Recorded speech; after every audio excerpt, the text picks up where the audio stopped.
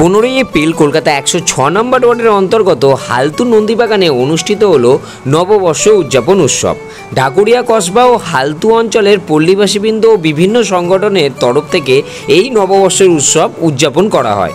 বিগত 4 বছর ধরে এই অনুষ্ঠান হয়ে আসছে এখানে। প্রত্যেক বছরের মতো এবছরও ঠিক পয়লা বৈশাখের দিন সমস্ত পল্লীবাসী মিলে এক বিশাল শোভাযাত্রা বার করেন। আমাদের কাছে না এই বিষয়টা আমরা দীর্ঘদিন ধরেই চেষ্টা করে যাচ্ছি যে পয়লা বৈশাখ হয়ে উঠুক বাঙালির শ্রেষ্ঠ উৎসব। আপামর বাঙালি, বাঙালি মানে হিন্দু বাঙালি, মুসলিম বাঙালি, খ্রিস্টান বাঙালি, বৌদ্ধ বাঙালি, সব ধর্মের একটা নিজস্ব উৎসব থাকে। আমাদের হিন্দুদের দুর্গাপূজা, মুসলিমদের ঈদ, খ্রিস্টানদের বড়দিন, কিন্তু পয়লা বৈশাখ সবাই পালন করে। সব ধর্ম, বর্ণ, জাত সবার ঊর্ধ্বে উঠে পয়লা বৈশাখ সবার মিলিত উৎসব। আমরা এই স্পিরিটটাকে আমরা ধরে রাখার চেষ্টা করি। শোভাযাত্রা শেষ হওয়ার পর হালতু নন্দীবাগান মাঠে এক সাংস্কৃতিক অনুষ্ঠানের মধ্য দিয়ে বর্ষবরণ পালন করা হয়। সাথে সাথে মাঠে খুঁটি পূজাও করা হয় এই দিনে। সকল পল্লীবাসী মিলেমিশে সমবেত হয়ে নববর্ষ উৎসব উদযাপন করেন এই দিন।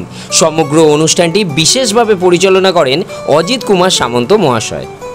আমার এখানে এসে আজকে খুবই ভালো লেগেছে, কেন আমার ডান্সে খুব শখ। আর আমি আগে থেকেই চাইতাম যে আমি যেন কোনো স্টেজে উঠে নাচ করি, কোনো ভালোভাবে করতে পারি। সেটা আজকে আমার ইচ্ছাটা পূরণ হয়েছে।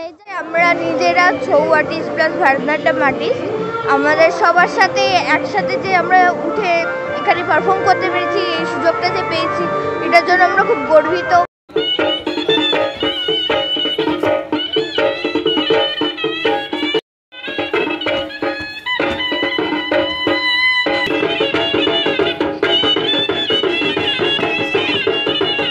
মাতৃসংঘের আমাদের 65 জন খেলোয়াড় আছে, এই যে সব খেলোয়াড়, তার আজকে খুঁটি পূজা সূচনা হলো এবং আমি তার প্রেসিডেন্ট। আমার নাম শ্রী অজিত কুমার সামন্ত। আমরা প্রত্যেক বছর এই উৎসবটা করি। আর আমাদের এই যে এখানে আজকে নববর্ষের যে উৎসবটা, এটাই আমরাও এটার মধ্যে আছি এবং আমরা করি। এটা প্রত্যেক বছর হয় এবং সুন্দরভাবে প্রায় 2000-এর মতো লোক এখানে এসেছে বিভিন্ন ক্লাব থেকে এই উৎসবটার জন্য।